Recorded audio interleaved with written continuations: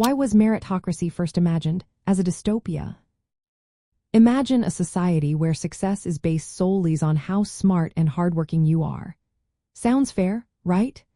But what if this idea actually created new problems instead of solving old ones? That's what many thinkers have wondered about meritocracy. The concept started as a way to reward people based on their abilities and effort. But some people saw it as a potential nightmare.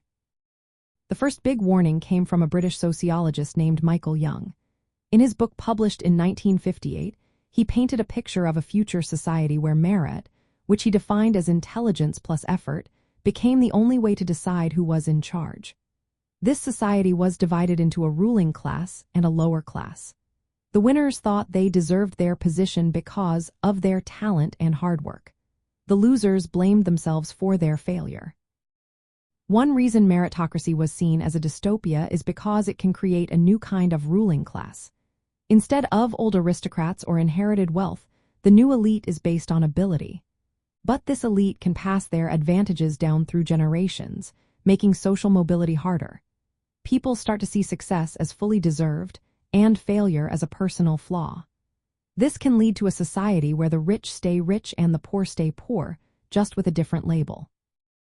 Another problem is how people who don't succeed feel. If failure is seen as a lack of merit, those who fall behind might feel worthless or excluded. They might think they are personally to blame, which can cause resentment and social unrest. This can weaken the sense of community because people feel disconnected from each other. Meritocracy also assumes everyone has an equal shot. But in reality, access to good education, health care, and social networks is uneven. Some people start life with more advantages than others. So even if the system claims to be fair, it often isn't. This makes the idea of meritocracy seem more like a myth than a reality. There's also a critique about how meritocracy affects social bonds. When success is seen as all about individual effort, people might forget that luck and social support play a big role.